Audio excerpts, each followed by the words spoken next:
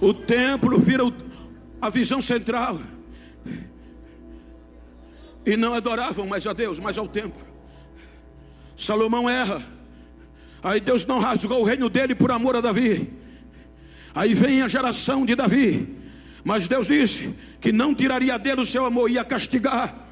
Veja que a geração de Davi termina, a dinastia de Davi termina no bagaço, termina pecando. Não valorizaram a presença.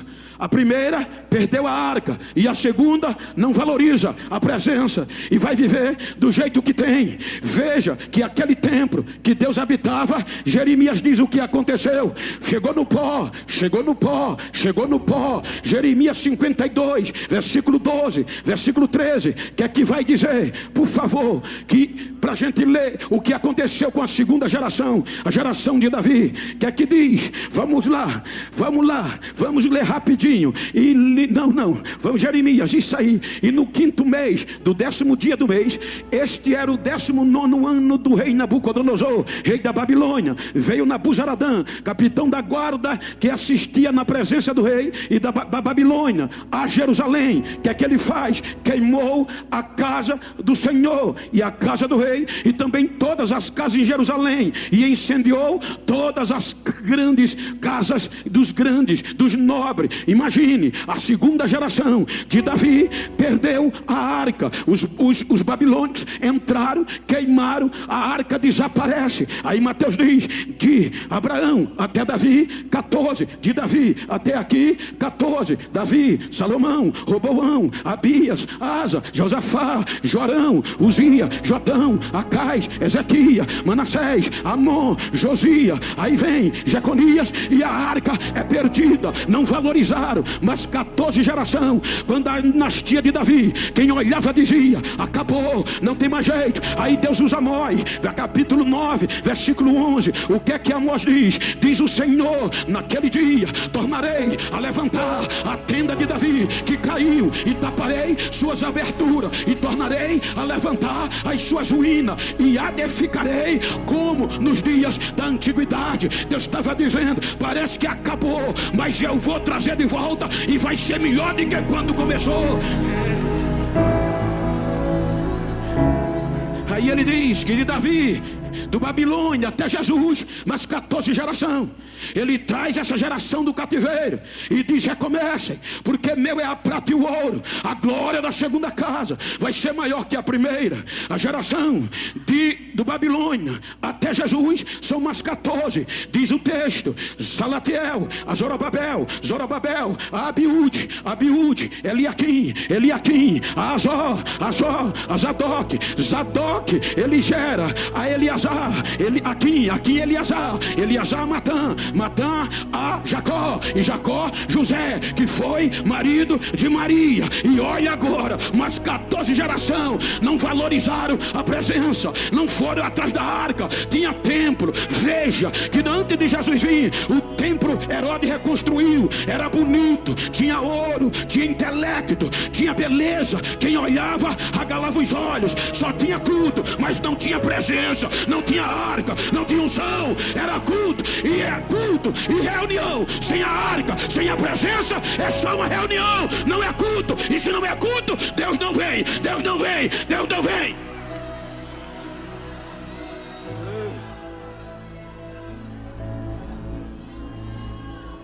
E nós gentios não podia entrar. Antes da porta do templo tinha uma mureta, um muro com as letras garrafais, gentil fora. Se passar do limite, morre. Só entrava judeu, e os gentios não tinham direito nem de olhar para o templo, nem de adorar.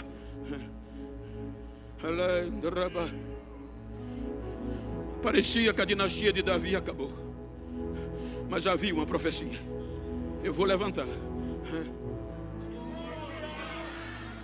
Aí quando menos espera, aí Lucas 1:30 por diante, o anjo Gabriel desce na terra e diz: Maria, no teu ventre vai nascer um menino, e ele será chamado Filho do Altíssimo.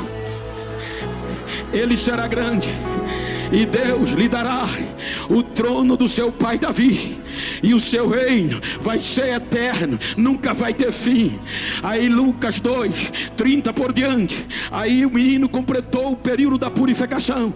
Aí Maria agora pega ele para cumprir a profecia de Ageu, ou seja, a glória vai voltar na casa. E agora já não era arca de madeira, era a glória pura de um Deus vivo, não era limitação, era o real. Aí Maria entra no templo com o menino, a arca volta para o templo, mas eles não reconheceram. Aí tinha um velhinho crente que o Espírito Santo disse: Simeão, tu não vai morrer enquanto não vê a glória entrar nessa casa.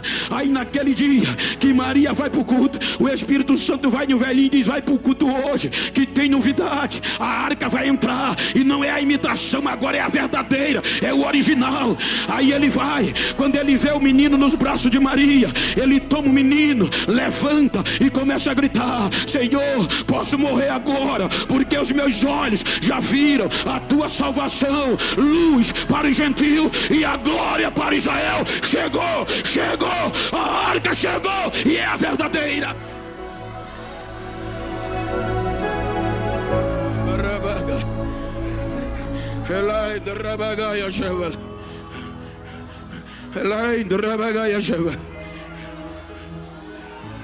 É rejeitado.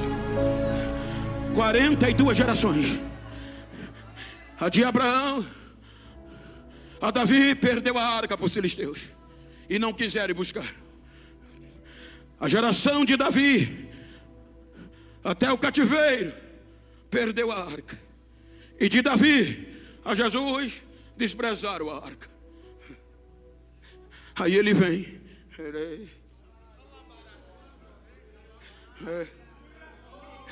como ele foi desprezado, ele volta para os gentios.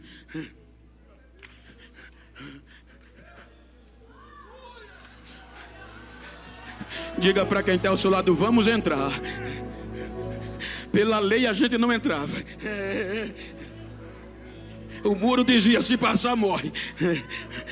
Aí ele vai pagar o preço por nós, que não dá tempo eu dissertar. Ele vai pagar o preço por nós, desprezado pelos judeus, mas visando uma geração no seu nome, uma geração que ia receber as 3 unções do Velho Testamento. No Velho Testamento, unção, capacitação de Deus para o homem desenvolver a sua obra. No Antigo Testamento era unção sacerdotal, unção real, que era o sacerdote, o rei, e a profética, que era para anunciar as palavras, a grandeza de Deus. Agora isso era para 3. Agora o que é que Pedro vai dizer? O privilégio que nós temos. Veja que ele vai pagar o preço. Quando ele vai pagar o preço, ele vai dar a própria vida. Mas ele, antes de ir para a cruz, ele disse: a porta do inferno, querendo dizer, prevaleceu até agora, mas contra a minha igreja vai rasgar a boca, ela não vai prevalecer. Ele olha para a nova geração e diz: ficai em Jerusalém, até que do alto sejais revestido do poder,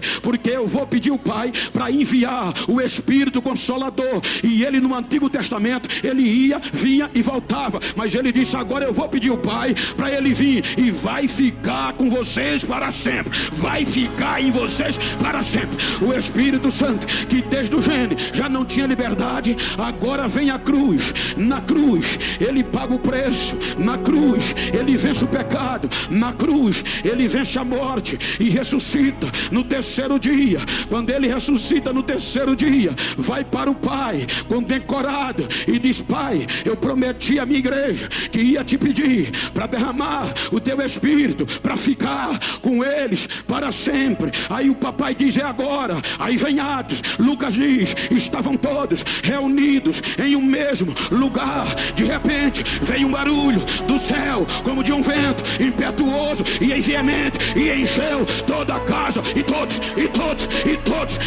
foram cheios do Espírito Santo de Deus.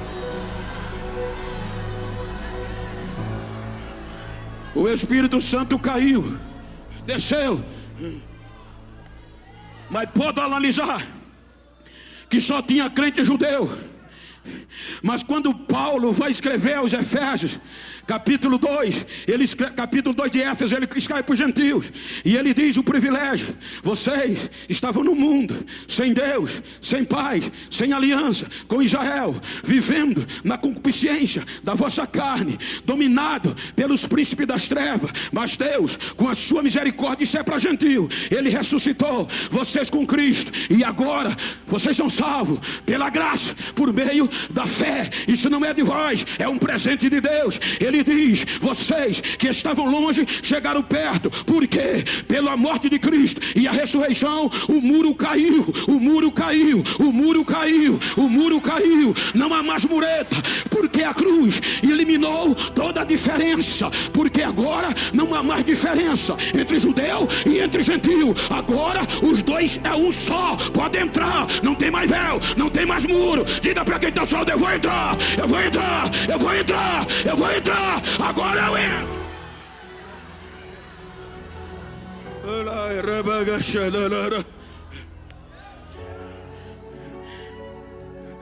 Os gentios começam a serem salvos na cidade de Antioquia. Paulo é salvo para levar a mensagem aos gentios, porque os apóstolos não tiveram coragem. Lembra que Deus chamou Pedro e disse: Pedro, levanta, mata e come. Quando ele olhou, disse: não, Senhor, nunca entrou nada imundo na minha boca. Deus insistiu 3 vezes: não chame imundo, que eu já purifiquei. Mas Pedro disse: não. Aí Jesus salva Paulo e diz: você vai levar a minha mensagem aos gentios e aos seus reis. Aí Paulo entra pela Ásia Menor. Na Ásia Menor deu uma confusão, porque os gentios estavam se enchendo demais e causando ciúme nos judeus. Os judeus diziam: para eles receberem tem que cumprir a lei. Aí Paulo diz: não, é pela graça, e pela graça não pode cumprir a lei. Eles são salvos pela graça. Veja que eu e você fomos responsáveis para acontecer a primeira convenção ministerial em Jerusalém. A pauta principal do capítulo 15 de Atos eram os gentios. Quando Paulo chegou na convenção, um grupo de crentes judeus tirou o couro de Paulo. Por quê? Você está enganando eles, está pregando sem eles obedecer a lei. Aí Pedro se levanta na reunião e diz: irmãos, não proíba eles, eu sou testemunha. Eu estava na casa de Cornélio, o gentio, e eu vi o Espírito Santo encher Cornélio, os amigos e a sua casa. Aí Tiago se levanta. Quem era Tiago? O presidente da convenção. Aí ele vai dar testemunho, dizendo: irmão, mediante ao que Pedro falou, quem é que pode parar os gentios? Atos capítulo 15, versículo 16 e 17. O presidente sanciona. O que é que tem? O presidente, Atos, vamos ler rápido, Atos 16, 15, 16 e 17. O que é que está escrito? Depois disso, olha, volta mais um versículo. Olha a profecia de Amós. Lá na profecia não tinha gentio. Aí Tiago, o presidente, entendeu. E quando Pedro falou e Paulo, aí Tiago, o presidente, diz: e com isto concordaram as palavras dos profetas, como está escrito. Aí ele diz o que? O presidente, depois disso, citando a Bíblia: voltarei, reedificarei o tabernáculo de Davi, que está caído, levantá-lo-ei das suas ruínas e tornarei a edificá-lo. Versículo 17. Para quê? Para quê? Ai, que coisa linda! Para quê? Os restantes dos homens buscam o Senhor, e também todos os gentios sobre os quais o meu nome é invocado, diz o Senhor que faz estas coisas. Agora os gentios estão dentro, agora a promessa se cumpre, agora a descendência de Davi, a geração de Davi é mais poderosa do que quando era, porque agora não é sal, agora é sangue, agora é sangue, agora é sangue de Jesus.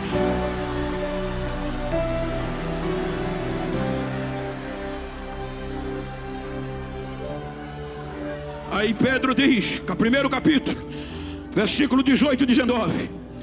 1 Pedro, capítulo 1, versículo 18 e 19.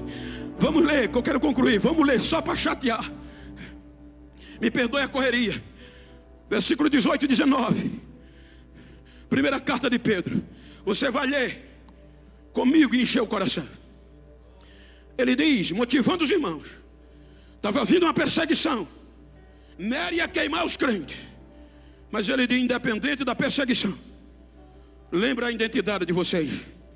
e quanto vocês custaram. 1 Pedro, capítulo 1, versículo 18 e 19. Não achou? Vamos citar. Ele diz, vamos lá, isso é para nós, os gentios. 1, 2, 3.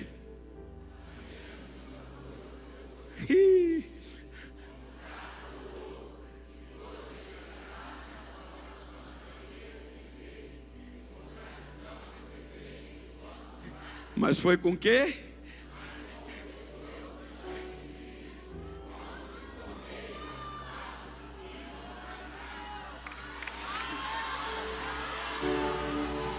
Olha para quem está ao outro lado, diga, não é mais sal. Diga, não é mais sal. O sal é duradouro, mas se tornar insípido, é pisado, não presta mais para nada. Mas o sangue de Jesus não. Todo pecado é eliminado. Por maior que seja a culpa que você chegou aqui, você chegou até os pedaços, mas o sangue de Jesus te purifica de todo o pecado. Você faz parte. Agora eu vou concluir. O Espírito Santo vem e diga para quem está ao seu lado, ele não está só no peito. Diga, ele não está só na camisa. 1 Coríntios capítulo 6. 1 Coríntios capítulo 6, versículo 19 e 20. Olha que coisa linda, gente, para falar do Espírito Santo. Me perdoe a correria. Vamos lá, 1, 2, 3.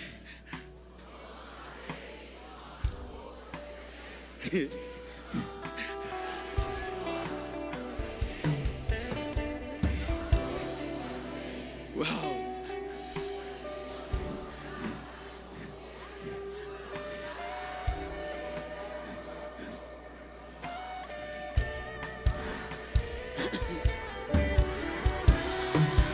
Olha o que a aliança fez.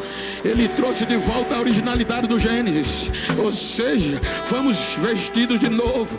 Aí vem geração de Abraão, era tabernáculo de lona. Vem a geração de Davi, é templo de alvenaria. Vem a geração pós-cativeiro, é templo de alvenaria. Aí vem a gente, uma geração que pega em uma vez só as três. Tinha que ser para sacerdote, tinha que ser para rei e tinha que ungir profeta. Aí Pedro diz, vocês não podem desistir. Primeiro, porque vocês custaram caro. E segundo, porque vocês foram adquiridos, foram eleitos, propriedade de Deus, uma nação, vocês santa, sacerdócio real, a unção sacerdotal e de rei, para anunciar as grandezas de Deus, profética. As três unção caiu sobre nós de uma vez só. Agora é poder do sangue. Olha para quem está ao teu lado, se você pode, diz a ele, eu sozinho, cheio desse Espírito que habita dentro de mim, eu já faço o inferno tremer. Aí diz para ele, imagina eu e você junto, o negócio vai pegar, o céu vai abaixar, o inferno vai correr, e eu vou ser cheio, você cheio, você cheio, você cheio. Fica de pé.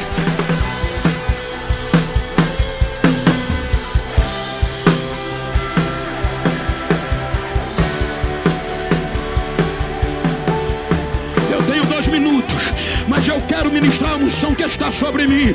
Quem veio ser cheio do Espírito Santo, quem veio receber o Espírito Santo, quem veio, ele não está na camisa, ele está dentro de você. É a nossa vez, geração, não podemos perder. Eles perderam, mas nós não. Então põe a mão nesse jovem adolescente que está do teu lado aí, por favor, e diga para ele, eu vou marcar a minha geração.